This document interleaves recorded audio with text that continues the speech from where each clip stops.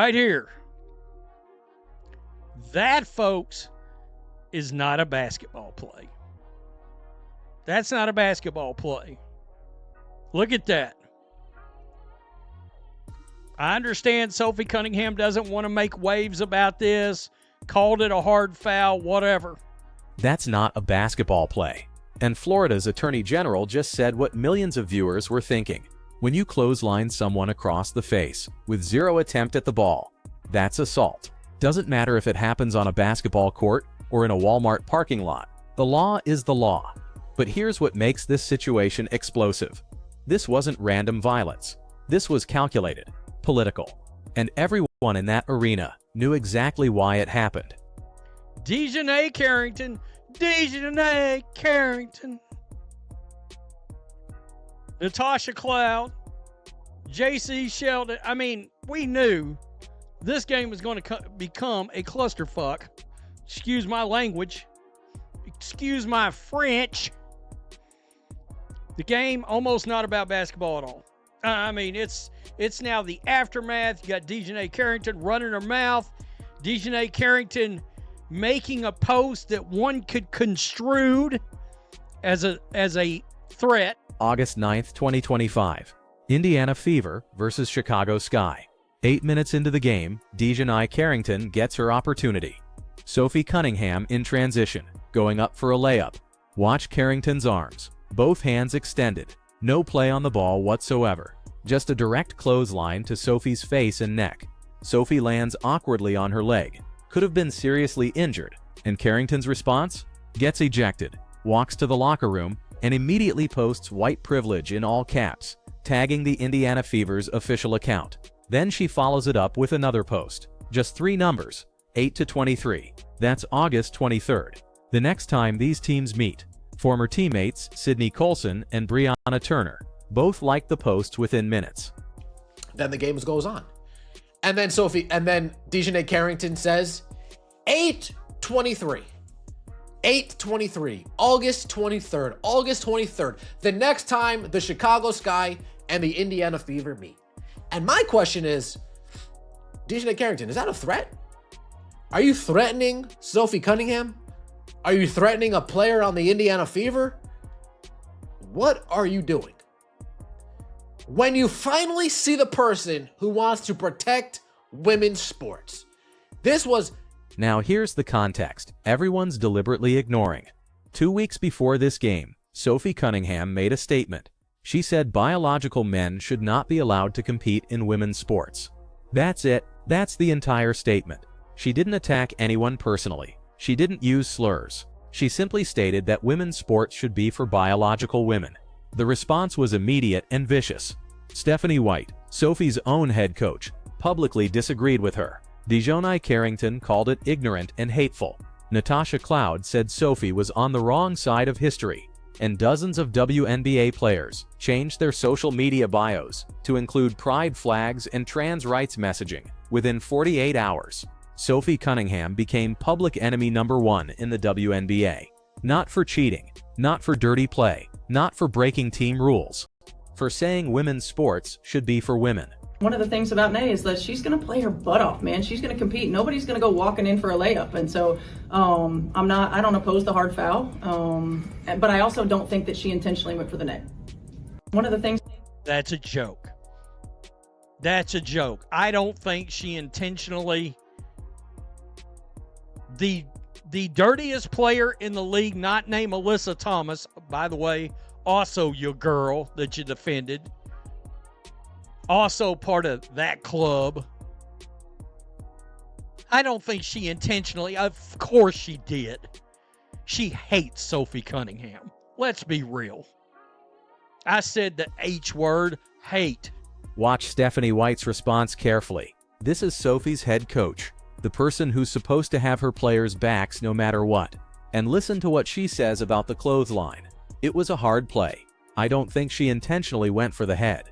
Are you kidding me? We just watched the replay 5 times. Carrington extended both arms directly at Sophie's face. There was zero attempt to play the ball. Zero attempt to make a legitimate defensive play. It was textbook flagrant 2, and the refs got it right. But Stephanie White can't defend Sophie because Stephanie White is part of the same club as DiJonai Carrington. They're both members of the LGBTQ community. They share the same political beliefs. They attended the same Pride events during All-Star Weekend. Stephanie literally coached DiJonai in Connecticut for 2 seasons before taking the Indiana job. So when it comes down to it, when Stephanie has to choose between defending her own player or protecting someone who shares her political ideology, the choice is obvious. Sophie gets thrown under the bus. Sydney Colson, my boy Johnny Root of Outkick, posted this morning. Sydney Colson, a former teammate of Sophie Cunningham, posted this on Threads. Love a trans foul. You've now got Sydney Colson, a former teammate, Kevin Sorbo nailed it. This is assault, and if you did this to someone in public, in Texas, in Florida, in most states, you're catching a charge. You can't just attack someone and then claim it's a hard foul because it happened during a basketball game. Florida Attorney General Ashley Moody understood this immediately. She issued a statement saying the WNBA knows better than to play games in Florida because she'll be charging people with assault. That's not political posturing. That's a law enforcement official looking at video evidence of a violent attack and calling it what it is. But here's what's fascinating. The WNBA won't do anything about DiJonai's social media posts. They won't address the 8 to 23 inches threat. They won't suspend her beyond the automatic 1-game flagrant 2 suspension because DiJonai Carrington is untouchable in this league. With DiJonai, look at DiJonai. Bang! Look at this, man. Man, I could have sworn I was eating some crab legs and I used DiJonai's arm to crack the shell. Look at this, dog. This is ridiculous work. This is ridiculous work. I almost took this lady's head off. I mean, DiJonai Carrington took Sophie Cunningham's head and put it under her armpits like a football. I mean, I don't know what she had going on. And then to do this and say white privilege because she got ejected after this. She got ejected. Rightfully so. Get out of here. Like the way Sophie Cunningham came down on her leg, she could have been injured. So they said, yo, get out of here, dog. Get out of here. Then, I don't know if y'all were looking at her lips. She was talking about, try me. Try me. Yo, you already tried Sophie? Wait, you got all the samples of Sophie. You talking about try me. What are you talking about? This lady is unhinged right now, man. This is crazy work. Look at how Sophie landed. Her full body weight came down on her left leg at an awkward angle. She could have torn her ACL, could have broken her ankle, could have ended her season right there. And DiJonai Carrington knew that. She played college basketball at Baylor. She's been in the WNBA for 4 seasons. She knows exactly what happens when you hit someone in midair. But she did it anyway, because this wasn't about basketball. This was about sending a message. This was about punishing Sophie Cunningham for having the audacity to say that biological males shouldn't compete against women. And the message was received loud and clear. If you speak out against the WNBA's political orthodoxy, you will be targeted, you will be attacked, and your own coach won't defend you. 99.9% sure the only person that walked into that building with an inkling that something was going to happen, that DiJonai was going to try to clout chase, that Natasha Harrod was going to try to clout chase, the only person with enough brains and enough maybe street sense, street smart, was Sophie Cunningham. She's probably the only one that walked into that building knowing this might get left. And leave it up to DiJonai Carrington. Yeah, it went left.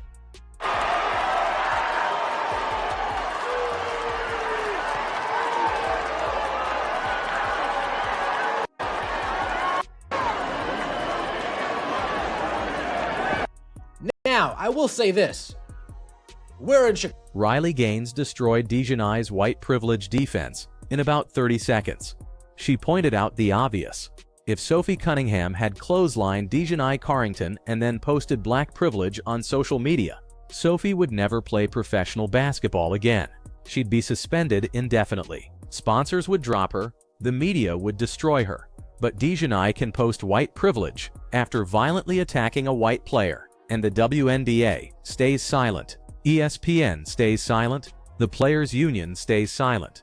Because in the WNBA's twisted hierarchy of oppression, DiJonai Carrington is protected. She's black and she's gay, which means she can do whatever she wants without consequences. Sandy Brondello just got suspended for calling Angel Reese a protected species. That comment got her fined and suspended. But DiJonai can literally assault someone, post racial commentary about it, and threaten future violence with her 8 to 23 inches post, and nothing happens. The double standard isn't subtle. It's not hidden. It's right there in the open for everyone to see. I mean, yikes. Yikes. Head down. Look at Timpson. Like, oh God. I mean, you got to feel for these players. They both look away or down. She's stuck up for the throat puncher, Thomas, too. She's an absolute disgrace.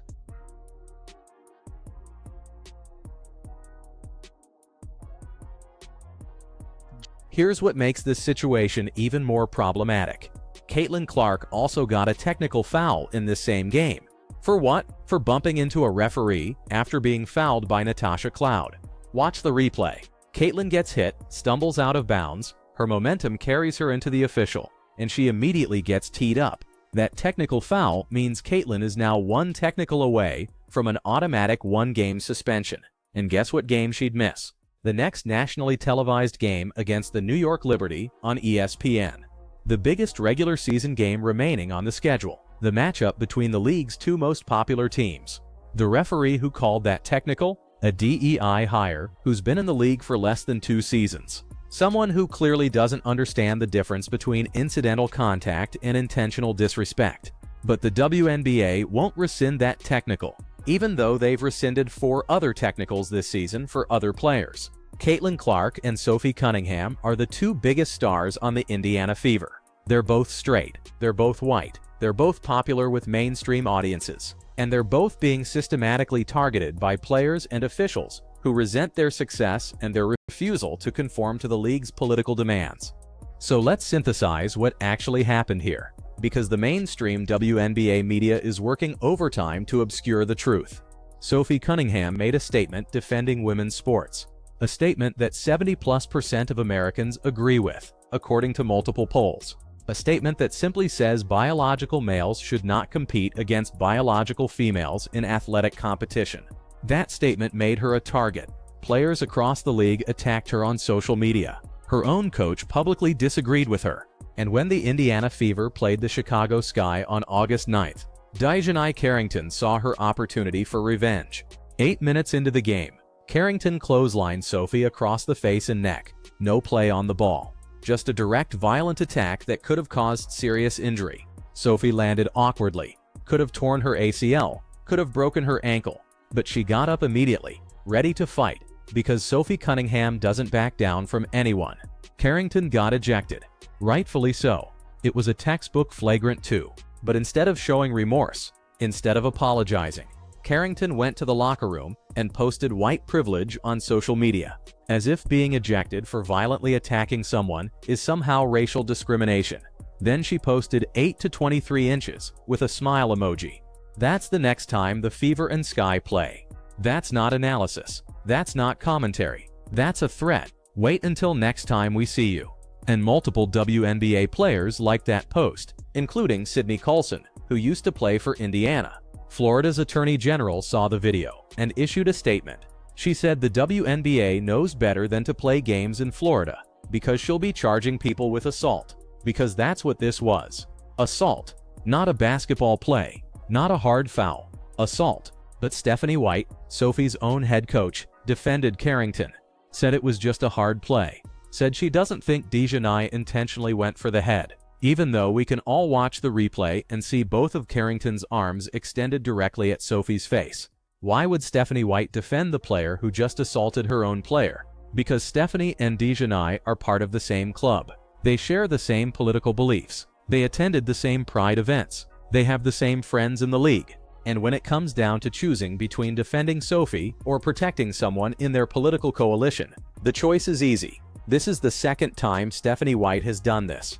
Last season, when she was coaching Connecticut, she defended Alyssa Thomas after Thomas threw an elbow at Caitlin Clark's throat, defended DiJonai Carrington after Carrington poked Caitlin in the eye. Now she's defending Carrington again after Carrington attacked Sophie.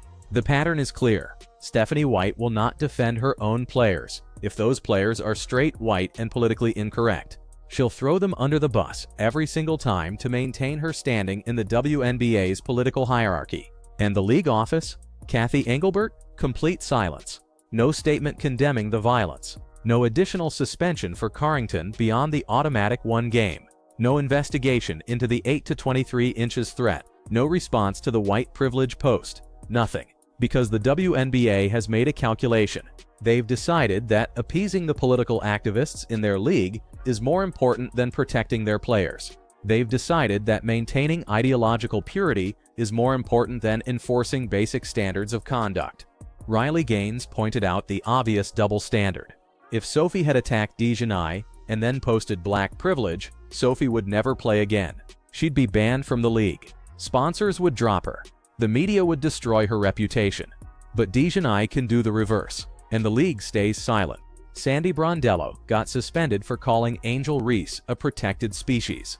That comment, which was clearly about officiating and not about race, got her fined and suspended. But DiJonai can post explicitly racial commentary after committing assault, and nothing happens. The message is clear. Some players are protected, and some players are targets. If you're black and gay and politically aligned with the league's activist wing, you can do whatever you want. If you're straight and white and willing to speak unpopular truths, you're fair game. This isn't about basketball anymore. This is about politics. This is about a league that has been completely captured by ideological activists who care more about pushing their agenda than about growing the sport or protecting their players. Caitlin Clark and Sophie Cunningham are the 2 biggest draws in the WNBA. They sell tickets, they drive ratings, they bring in casual fans who would never otherwise watch women's basketball. And the league is allowing them to be systematically targeted and attacked because they don't conform to the political demands of the activist players. Kevin Sorbo said it best. This is assault. And the fact that it happened during a basketball game doesn't change that. If you did this to someone in a Walmart, you'd be arrested. If you did this to someone on the street, you'd be charged with battery. But because it happened in a WNBA game, we're supposed to call it a hard foul and move on. Florida's Attorney General isn't playing that game. She looked at the video evidence and called it what it is, assault. And she issued a warning. Don't bring this garbage to Florida, because she'll press charges. That's what real accountability looks like. That's what happens when someone in authority actually watches the video and applies the law equally, regardless of the identity politics involved. The WNBA has a choice to make. They can continue down this path, allowing political activists to attack players they disagree with, while the league office looks the other way. Or they can enforce basic standards of conduct, protect all their players equally, and focus on basketball instead of ideology. But based on everything we've seen this season, I'm not optimistic. The league has shown repeatedly that they care more about political correctness than about competitive integrity. They care more about appeasing activists than about growing their audience. And that's why the WNBA will never reach its full potential. Because when you allow politics to corrupt your sport, when you allow some players to be targeted while others are protected based on their identity, you lose the trust of your audience. You lose credibility. You lose fans. Sophie Cunningham said biological men shouldn't compete in women's sports. For that statement, she was violently attacked on the court, and her own coach refused to defend her. That tells you everything you need to know about the state of the WNBA in 2025. So here's my question for you. If you were Sophie Cunningham, would you stay in this league? Would you keep playing for a coach who won't defend you? Would you keep showing up knowing that you're a target and that the league office won't protect you? Let me know in the comments, because I honestly don't know what I'd do in her position. Hit that like button, subscribe to the channel, and I'll see you in the next one.